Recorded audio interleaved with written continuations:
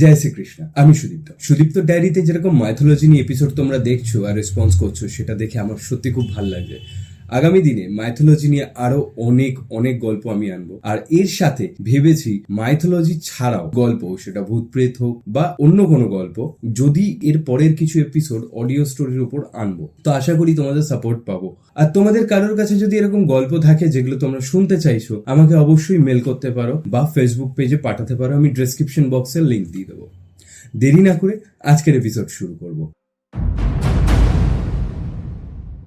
যখন মহাভারতের যুদ্ধর প্রস্তুতি চলছিল, তখন পাণ্ডব আর কৌরবরা সব রাজাদের কাছে গিয়ে জিজ্ঞেস করছিল যে উনি কাদের সাপোর্ট হয়ে যুদ্ধ করবে। এই সময় উডুপি নামের একখানা জায়গা ছিল, যেখানে ওনারা যান। গিয়ে ওনার সেই উডুপির যে রাজা ছিল তাকে জিজ্ঞেস করে যে আপনি কার সাপোর্ট হয়ে যুদ্ধ করবেন। তো উডুপির রাজা বলে যে আমি কারোর সাপোর্টে যুদ্ধ করব না, আবার আমি সবার সাপোর্টেই যুদ্ধ। তো সবাই কনফিউজড হয়ে যায়, জিজ্ঞেস করে এটা কি করে সম্ভব। তো তখন উনি বলে যে একটা এত বড় যখন যুদ্ধ হবে, তখন অনেক মানুষের চোট আঘাত লাগবে, তো তাদেরকে দেখভাল করার জন্য কিছু মানুষের দরকার, তো সেই কাজটা আমি করব। আর এত বড় যুদ্ধ যখন হবে, তখন তাদের খাওয়া দাওয়ার ব্যবস্থা করাটাও দরকার, তো সেই খাওয়া দাওয়ার ব্যবস্থাটা আমি করব। যুদ্ধ শুরু হলো। যুদ্ধ শুরু হওয়ার পর যুদ্ধ কিছুদিন কেটেও গেল। টোটাল 18 দিনের যুদ্ধ হয়েছিল, তো তার কিছুদিন কেটে গেল। কেটে যাওয়ার পর একটা অদ্ভুত ঘটনা সবার সামনে আসতে শুরু করলো। অদ্ভুত ঘটনাটা হচ্ছে, যে রান্নাটা করতো, উডুপির যে রাজা বা তার যে সৈন্যর দল ছিল, তারা যে রান্নাটা করতো, সেটা না ফেলা যেত না এক্সট্রা হতো। এটা কি করে হতো? তো একদিন রাজাকে জিজ্ঞেস করে উডুপির রাজাকে যে এটা কি করে পসিবল, আপনি যেটা বলছেন সেটাই হচ্ছে। উডুপির রাজা কেন সিক্রেট বলে। সিক্রেটটা কি? সিক্রেটটা হচ্ছে যে আমরা যে চীনা বাদাম খাই না খোসা ছাড়িয়ে, তো এক বাটি বাদাম কৃষ্ণের যে টেন্টের সামনে গিয়ে উনি দিয়ে আসতো প্রত্যেকদিন রাত্রে, আর পরের দিন সকালবেলা ওই বাটিটা গিয়ে নিয়ে আসতো। ওই বাটির মধ্যে উনি কাউন্ট করতো যে কটা চীনা বাদাম খুলে কৃষ্ণ খেয়েছে, সেই কটা বাদাম অনুযায়ী সে হাজার সৈন্যের রান্না উনি কম করে বলা, উনি মানতো যে সেই কটা সৈন্য বা সেই হাজার সৈন্য সেদিনকে মারা যাবে। তো এর জন্য খাবার না এক্সট্রা হতো না কম পড়তো।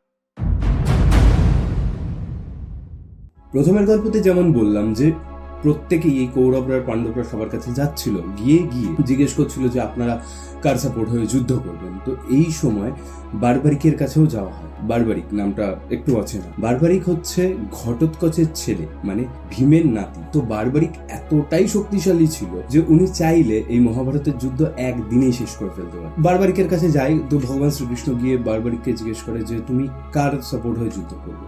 তো বারবারিক বলে যে আমি দুজনের সাপোর্ট হয়ে যুদ্ধ করব। তো বলে কৌরবরা হেরে যাবে, তখন আমি কৌরবদের হয়ে যুদ্ধ করব।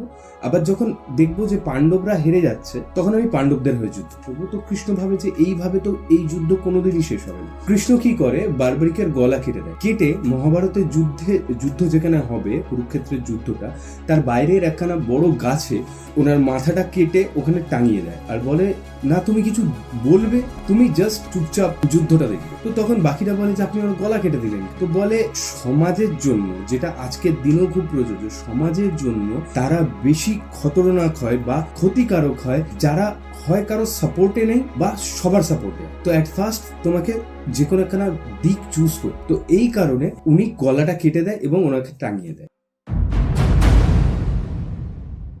মহাভারতের যুদ্ধে অনেক শ্রেষ্ঠ যোদ্ধারা ছিল, তার মধ্যে একজন ছিল কর্ণ, সূর্যপুত্র কর্ণ, যে ছিল পাণ্ডবদের বড় ভাই। এটা আমরা সবাই জানি। কিন্তু অন দ্যাট টাইম যখন যুদ্ধ হয়, তখন পাণ্ডবরা এটা জানতো না যে তাদের এক বড় দাদা রয়েছে। তো এবার যখন কর্ণকে মারা হয়, তখন কর্ণের হাতে কোনো অস্ত্র শস্ত্র ছিল না, তখন ওর রথের চাকা বসে গেছে। তো ওকে অনেকদিন ধরে হারানোর চেষ্টা চলছিল, কিন্তু পারছিল না। অ্যাট লাস্ট কর্ণকে হত্যা করে ওরা যখন শিবিরে ফিরে আসে, পাণ্ডবরা, তখন ওরা খুব খুশি। তো ফিরে এসে দেখছে যে মা কুন্তী খুব দুঃখী হয়ে রয়েছে, খুব দুঃখ পেয়েছে, কাঁদছে। তো তখন যুধিষ্ঠির জিজ্ঞেস করে যে আপনি কাঁদছেন কেন? কর্ণ তো আমাদের শত্রু ছিল, আর কর্ণকে হারানোটা খুব ডিফিকাল্টও ছিল, সেখানে দাঁড়িয়ে ওকে আজকে হত্যা করা হয়। তো আমাদের কাছে তো এটা আনন্দের, তা আপনি কাঁদছেন কেন?